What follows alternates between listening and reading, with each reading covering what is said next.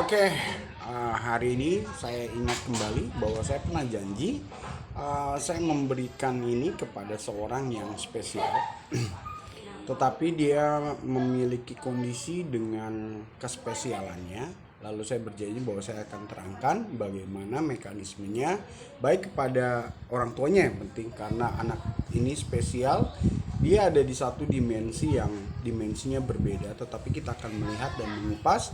Semoga video ini bisa menjadi berkat buat mereka yang mungkin mengalami kespesialan yang sama. Tetapi sebelumnya kita akan membawa pada sebuah alur kesadaran dan juga sebuah alur tentang waktu. Itu sebabnya ini adalah kalung yang punya dimensi dari awal sampai akhir, yang kemudian itu terkait dengan kespesialan anaknya. Oke, jadi anak itu saya bisa gambarkan ini, tapi sebelumnya saya juga ingin menjelaskan dulu ya. Ini adalah garis. Saya buat garis. Saya mau buat ini adalah garis di mana dimensi, saya tulis ya, dimensi bening. Kemudian di sini saya tulis dimensi warna-warni kehidupan. Kita mulai dari putih, hitam, dan aneka warna. Oke, tetapi di sini kita bisa polakan bahwa di sini adalah titik terkait dengan kelahiran. Jadi kelahiran itu, keberadaan Anda sebagai anak bayi yang baru dilahirkan adalah titik di mana kebeningan, dan di situ tentunya berkaitan dengan ketulusan dan kepolosan. Sedangkan di sini setelah hitam putih dan aneka warna ya, aneka rasa, itu terkait nanti pada ujungnya adalah sebuah dimensi keterlepasan kita melepaskan jasad, yaitu kematian. Yang kemudian kita bisa katakan bahwa garis ini adalah garis waktu. Garis waktu. Nah, setiap manusia itu punya garis waktu. Anda boleh tanya dan pertanyakan, kamu nanya, kamu bertanya-tanya, ya kan, semua pasti punya. Oke, karena secara merata tidak hanya manusia yang memiliki waktu. Oke, guru saya berkata segala sesuatu ada masanya. Masa terkait dengan waktunya. Oke, itu sebabnya kita akan sedikit melihat dan kita membandingkan dengan jelas tentang waktu. Di sini kita tulis kematian. Nah, orang yang paham tentang ini semua, maka orang itu memiliki kedewasaan rohani dan kesadaran awal sampai akhir, yang kita sebut, kalau dibilang sempurna, tidak sempurna, tetapi mencapai titik ketidaksempurnaan yang paling ujung, memasuki tahapan perubahan. Itulah titiknya. Itu sebabnya di sini saya tuliskan titik kematiannya, saya sebut titik dimensi kebeningan. Jadi bukan sekedar bening, tetapi kebeningan. Nah, apa sih dimensi kebeningan? Oke, nah nanti kita bahas, kita lanjutkan dulu. Lalu setelah kita tahu ini, maka kita akan membawa ini pada sebuah titik yang saya sebut adalah, perhatikan baik-baik, bahwa ini adalah titik saya tulis alam. Alam, kemudian alami, dan kealamian. Oke, jadi saya tulis alam, alami, dan kealamian. Kalau alam saya lingkari dengan biru.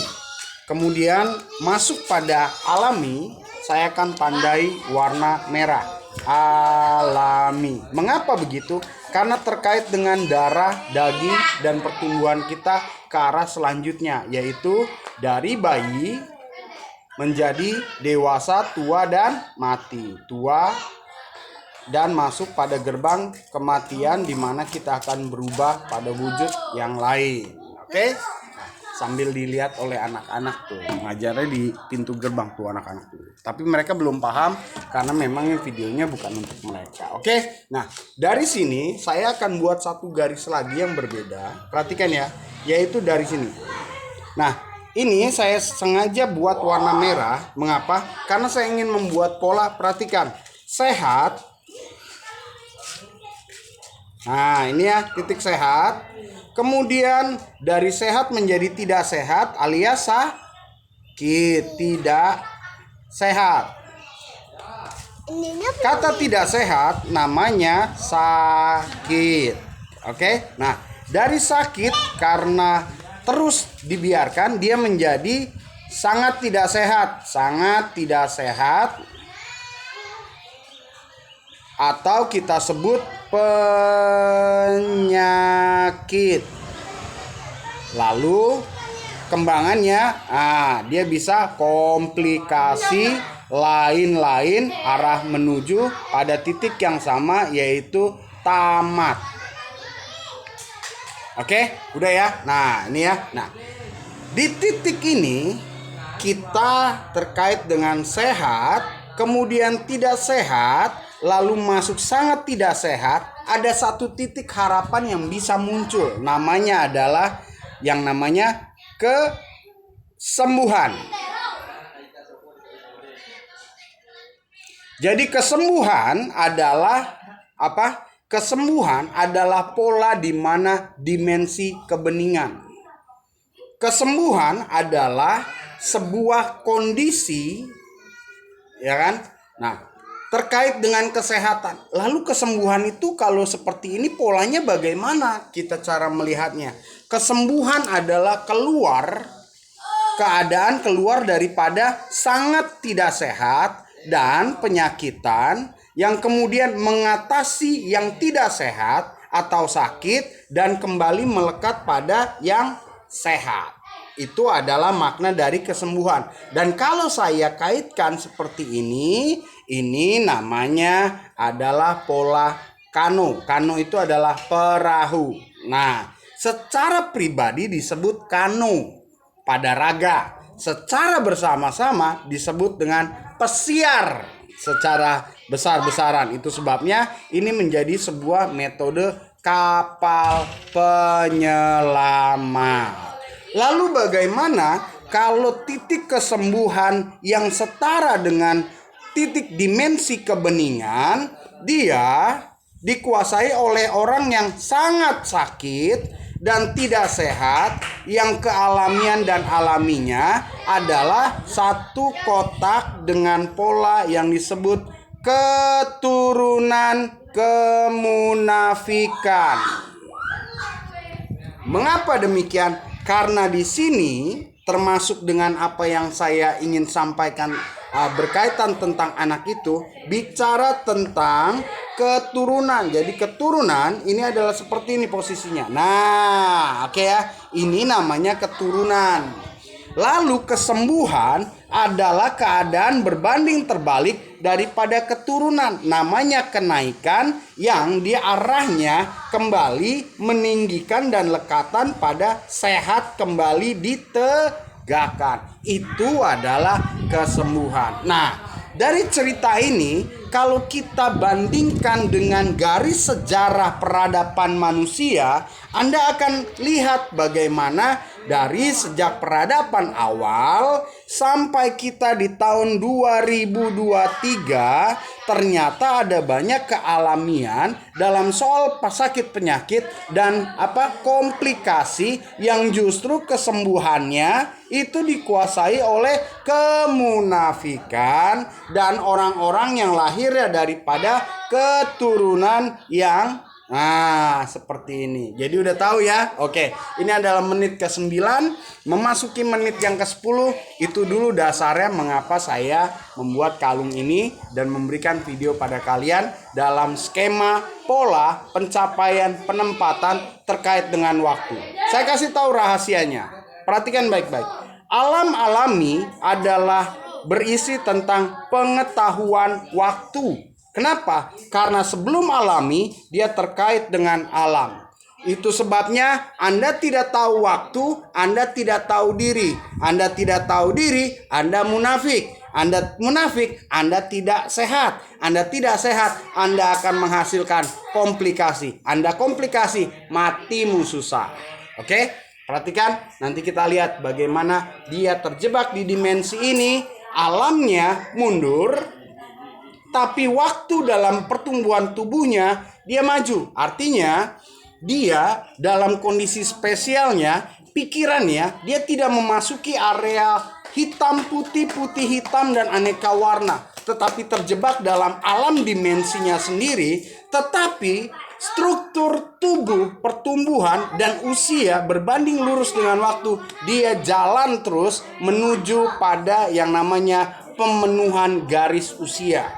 Jadi dalam usia yang dia sekarang, kita bisa petakan, oh dia usianya di sini. Loh, mengapa tubuhnya dalam kurun waktu tetap berjalan normal, tetapi bagian kepala alamnya dia mengalami ketertinggalan. Dari situ kita tahu apa?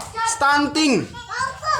Dari situ kita tahu ada keterlepasan. Dari situ kita tahu ada ketidakseimbangan. Dari situ kita tahu ada alam kealami dan kealamian yang mengalami keterpisahan. Lalu bagaimana? Karena ini bicara tentang seorang yang adalah anak usia masih di bawah 20, maka ini bicara tentang keturunan, maka dia harus melibatkan sejarah. Siapa sejarahnya? Orang tuanya yang terkait dengan alam dan alami. Siapa itu alam? Alam adalah bapaknya, alami adalah ibunya, dan kealamian dia adalah pribadinya. Nah, kealamian inilah yang akan kita bawa dan kita akan dobrak. Ternyata kealamian setelah itu adalah dimensi yang namanya kebeningan.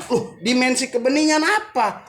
Dimensi kebeningan adalah jalannya waktu bertumbuh, dimensi bening masuk pada warna-warni aneka rasa alam, alami, kealamian yang kemudian tetap terjaga pada sistem pengetahuan, ilmu, kenal diri, tahu waktu, dan itulah yang membuat dia keluar daripada kemunafikan dan mencapai pada tahap-tahap yang namanya aneka kesembuhan dari berbagai komplikasi yang membawa ketidaksehatan. Oke, ini adalah video versi pertama yang kemudian nanti kita bawa. Mengapa hal ini terjadi antara sehat dan kesembuhan, yaitu kembali pada jalur kesehatan, itu tercipta seakan-akan ini menjadi pembelahan diri, dan siapa pembelahnya? Nanti kita lihat bagaimana peristiwa Adam dan Hawa dibelah oleh ular-ular. Dan kenapa simbol ularnya menjadi sebuah simbol kealamian komplikasi yang kemudian, maaf ya, tidak bisa mengajari seluruh manusia dalam mekanisme pencapaian waktu secara umum kepada seluruh penduduk secara merata, sehingga penduduk tahu waktu, tahu diri. Itu sebabnya Anda tidak tahu waktu, tidak tahu diri. Dan perhatikan, titiknya adalah di sini. Menjelang matimu kau menolak ilmu waktu, dan ilmu menjadi tidak tahu diri. Sama seperti kalungnya, di belakang batunya ini saya kasih simbol X. Karena apa? Karena Anda selanjutnya akan terkait pada titik kematian, yaitu meninggalkan jasad, dan rohmu diakui. Karena namanya dan wujud selanjutnya berkesinambungan, dijaga, terpilih, disediakan, dan menjadi bagian daripada alami kealamian. Nah, inilah bagian dari alami kealamian yang menjadi tugas utama daripada dunia yang berikutnya. Jadi dunia berikutnya bertugas mengatur ini semua. Itu sebabnya terkait dengan sakit penyakit, terkait dengan jenazah, kita akan bahas yang berikutnya. Masih bersama dengan saya dalam sebuah jalur cerita terkisahkan, logika, tahu waktu, tahu diri, dan tahu bagaimana sakit penyakit, alam kealamian teralami, terkomplikasi, dan bagaimana kita mengerti tentang makna dan arti daripada kesembuhan dari kesehatan yang tidak sehat.